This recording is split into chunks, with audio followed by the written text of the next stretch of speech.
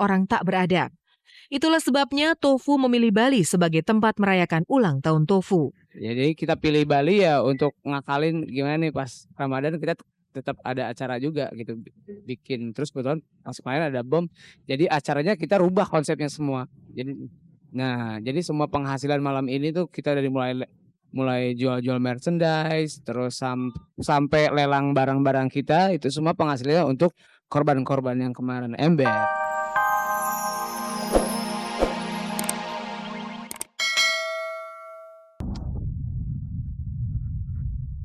Apa kabar pemirsa? Kabar-kabar sensasi hadir di hadapan Anda saat ini bersama saya Farisa Kamelia.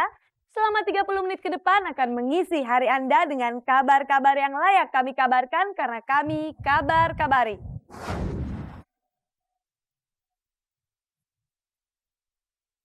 Setelah cukup lama absen berakting di dunia layar kaca, Fiona Rosalina akhirnya kembali menjalani perannya sebagai bintang sinetron. Ia kembali menerima tawaran dari sebuah rumah produksi untuk membintangi sinetron drama dengan peran sebagai ibu-ibu. Sekarang memang lagi main judulnya Atas Nama Cinta, tapi ceritanya udah jadi ibu-ibu gitu di situ. Masih main. Terus kemarin juga sempat lepas-lepas cerita-cerita lepas yang sinetron-sinetron yang serem-serem gitulah gitu. Sebenarnya absennya Fiona dari layar kaca semata-mata demi keseriusannya dalam menjalani peran sebagai seorang ibu bagi dua orang putra dan putrinya. Setelah hampir setahun lalu melahirkan putri keduanya yang bernama Naila Adrevi, Fiona akhirnya siap untuk kembali terjun ke panggung akting.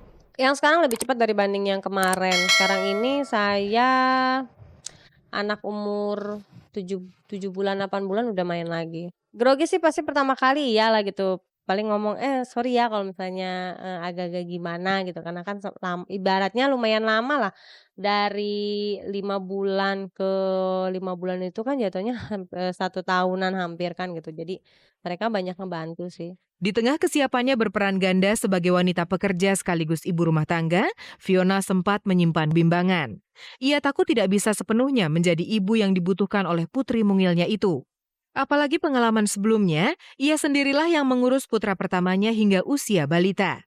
Sebenarnya tuh kepengen kayak orang-orang gitu sampai 6-7 bulan, tapi berhubung entah sayanya yang nggak begitu paham atau bagaimana sih, kalau kata menurut dokter sih sebenarnya bukan asik kita nggak cukup, sebenarnya cukup.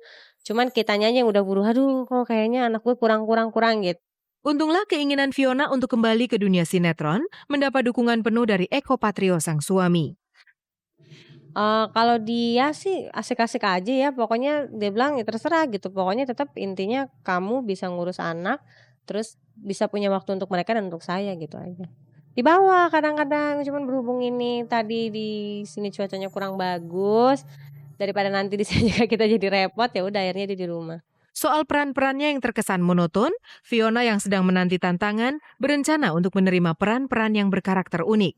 Sebenarnya cita-cita saya sih dari dulu pengen banget jadi orang yang amit-amit gitu, maksudnya idiot-idiot gitu.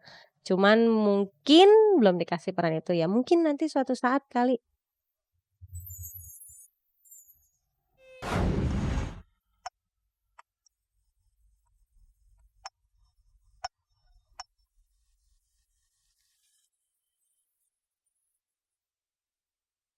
Kenangan manis akan Sukma Ayu tidak akan pernah lepas dari hidup Nani Wijaya sang bunda. Namun untuk terus membicarakan dan berlarut-larut dalam kenangan yang hanya akan membuat hati terluka, Nani Wijaya mengaku enggan. Biarlah kenangan manis itu hanya melekat di hati tanpa harus keluar dan pergi melalui mulutnya. Itulah sebabnya Ibunda Nani Wijaya tidak lagi bersedia mengungkapkan perasaan dukanya saat harus menjalani bulan Ramadan tanpa kehadiran sang putri tercinta. Baginya, biarlah hidup terus berjalan dan tanpa harus bersedih dengan memandang ke masa lalu yang tidak ada habisnya.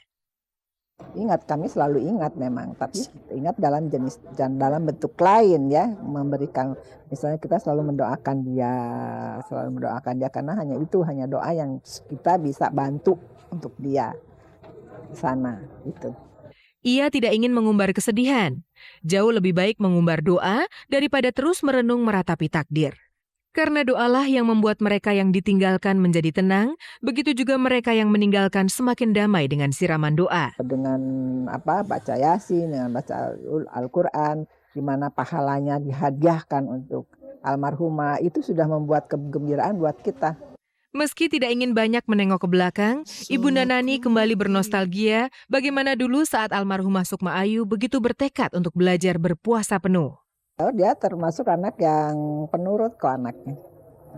Nggak susah malah waktu kecil saya masih masih kecil udah setengah hari gitu ya. Dia nggak karena lihat kakak-kakaknya full ya sampai sore gitu ya, dia nggak mau aku sampai sore juga gitu.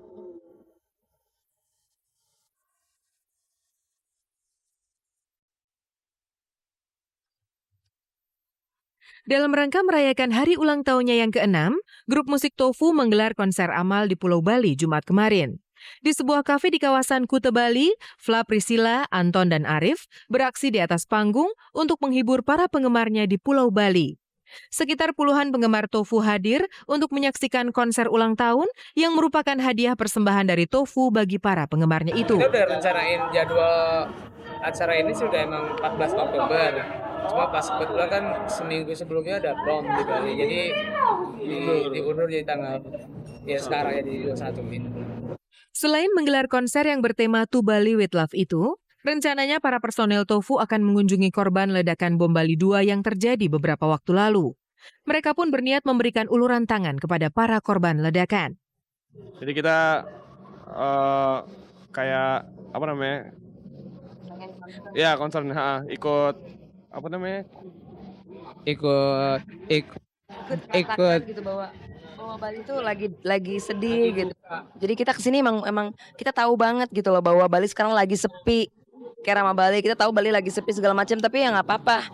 Mau sesepi apapun, yang penting we're here gitu.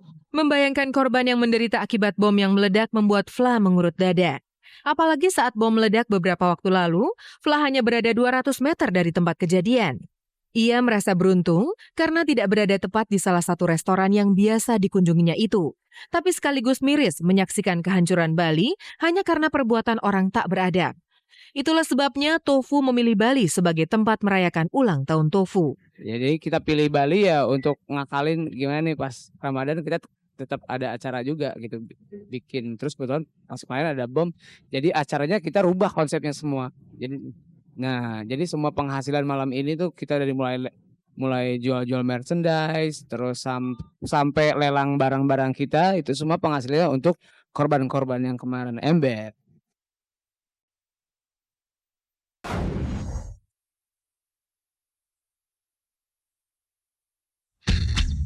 Lama tak terdengar kabarnya, Reynold Panggabean, mantan personil grup musik The Mercies, kembali membuat berita. Kali ini bukan seputar kegiatan bermusiknya, melainkan kabar tak sedap didengar mengenai tindakan kriminal yang dituduhkan padanya. Jumat malam kemarin, Reynold Panggabean dikabarkan diperiksa pihak kepolisian sektor Cimanggis karena tuduhan tindakan asusila yang dialamatkan kepadanya. Mantan suami Ana Tairas ini dituduh telah melakukan tindakan pencabulan dan kejahatan seksual terhadap pembantu rumah tangganya bernama Tiah. Kabarnya perlakuan tak senonoh itu terjadi saat ia masih bekerja sebagai pembantu rumah tangga di rumah Reynold di kawasan Cibubur. Tidak tahan dengan perlakuan Reynold, kabarnya Tiah pun melaporkan sang majikan ke pihak yang berwajib. Ditemui di sebuah tempat, Reynold membantah kabar tersebut. Waduh, ini memang luar biasa ini berita ini. Ya, ini fitnah. Ya, dan ini tidak betul. Tidak benar sama sekali dan tidak berdasar. Reynold yang merasa dirinya telah dipojokkan, menjelaskan kembali peristiwa yang sesungguhnya yang menjadi pemicu hingga kabar tidak sedap itu beredar. Saya kan baru pindah. Jadi dia juga baru kerja sama saya, ini pembantu. Saya tanya waktu kemarin, ini handphone mana sih? Karena dia kan suka ngerapin kamar kan, handphone saya ada 3. Ya, yang satu rusak, yang satu fleksi, yang satu yang bagus saya pakai. Gitu. Saya berencana mau perbaiki gitu. Terus saya enggak, di mana-mana saya lihat enggak ada. Cari dong di mana? Kan kamu beresin bagian kamar sini, saya bilang. Cari enggak ada, dicari. Heboh dia nyarinya ke mobil. Saya panggil. Saya enggak menuduh dari tadi. Sekarang saya mau tanya. Ini kok ada di sini handphonenya? Gitu. Saya minta pengakuan kamu aja. Ya, dia nggak ngaku, tapi ya udahlah saya pikir, ya udah.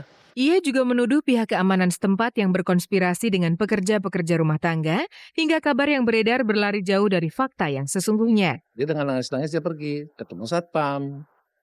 Nah, ini saya telusuri semua, ketemu satpam kenapa gitu. Enggak, gini.